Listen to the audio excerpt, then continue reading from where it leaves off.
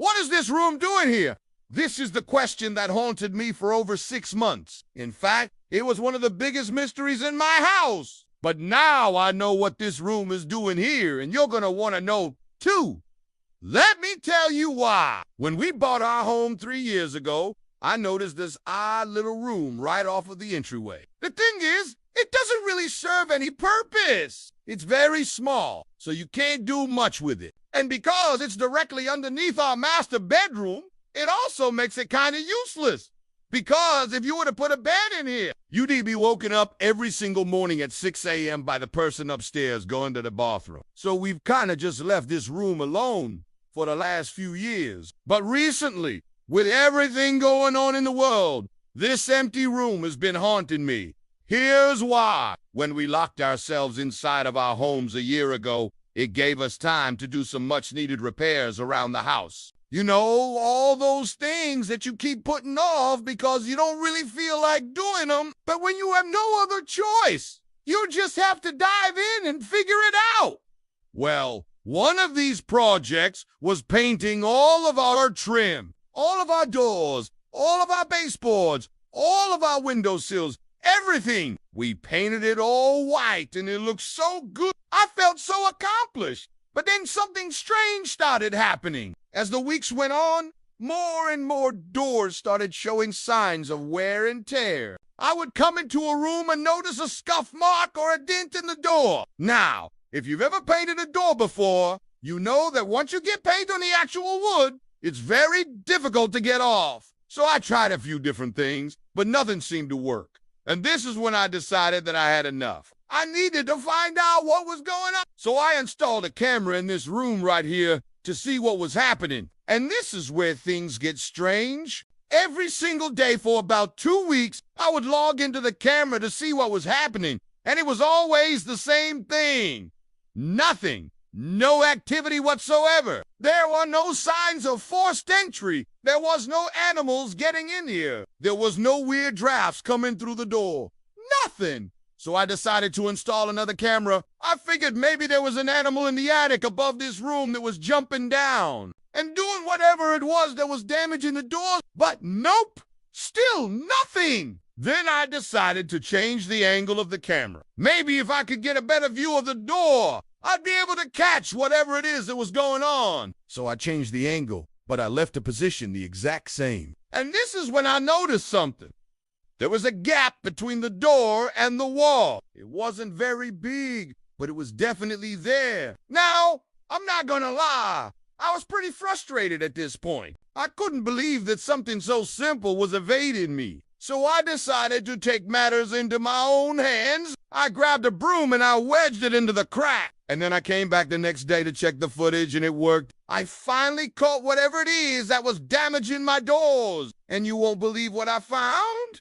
It was our dog. Every single night she would come in here and push her way through the door to go outside. Now, you might be thinking, how did you not notice this before? And to that I say, I have no idea. The funny thing is, she never goes anywhere else in the house at night. She sleeps right next to our bed every single night. So I'm not sure why she would start going on nightly adventures now. But either way, I figured out a way to stop her. So I went to the store and picked up a pack of door draft stoppers. These things are basically like tubes filled with sand that you stick at the bottom of a door to keep cold or hot air from coming in during the winter, and it works perfectly. Not only did it fix my problem, but I think our dog likes it too. Now she sleeps soundly knowing that her nightly adventures will have to wait until morning.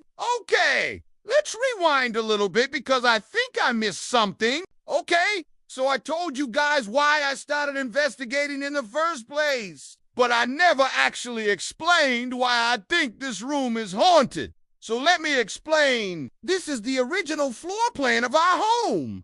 And you'll notice something very interesting. What is now our office used to be a closet. But that's not important right now. What is important is the fact that this stair landing used to extend all the way across the house. In fact, there were stairs here and here, which made it very easy to get upstairs. However, when the owners of this house built their addition, They kept the original staircase and added a second one in the kitchen. And this is where things get a little bit strange. After talking to the previous owners, they said that they removed the original staircase themselves after they purchased the house. However, when we tore up the carpet in this room, we found these nails. These nails are very old, probably older than the house itself. So this brings up a lot of questions. Did the previous owners lie to us about removing the stairs? Is it possible that these stairs are still in the house somewhere? Or is there some other explanation for these nails? Well,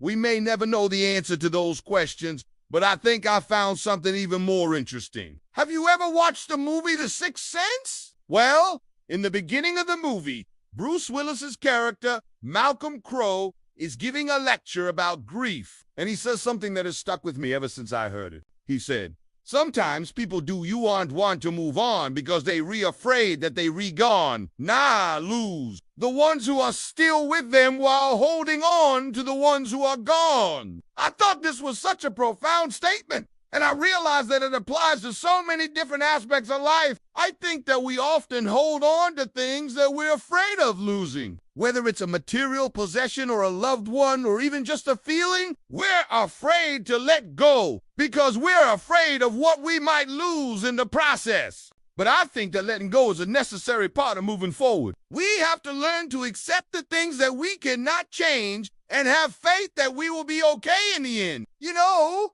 I often talk about how important it is to make room for new things in our lives, whether that be physically in our homes or emotionally in our hearts. We have to be willing to let go of the old in order to make room for the new. And I think that this is something that we can all strive to do a little bit better. I think that one of the most difficult things that we can ever do is let go of someone that we love. And it's even harder when that person doesn't want to let go. I've seen firsthand how painful it can be when someone that you love is struggling to let go. You want to be there for them, but you don't know what to do. All you can do is be patient and supportive and hope that they will eventually come around. I think that this is something that we can all relate to in some way. We've lost someone or something that we didn't want to, and we understand the pain that comes along with that. But I also think that we can find comfort in knowing that we're not alone in this. There are others who have gone through the same thing and come out on the other side. We can learn from their example and have faith that we will make it through as well. In the end, I think that we can find peace in knowing that we did everything that we could and that we should not be afraid to let go. Do you struggle with letting go of things or people? I'd love to hear your thoughts. And if you liked this video, be sure to give it a thumbs up and subscribe for more content. Thanks for watching. Bye.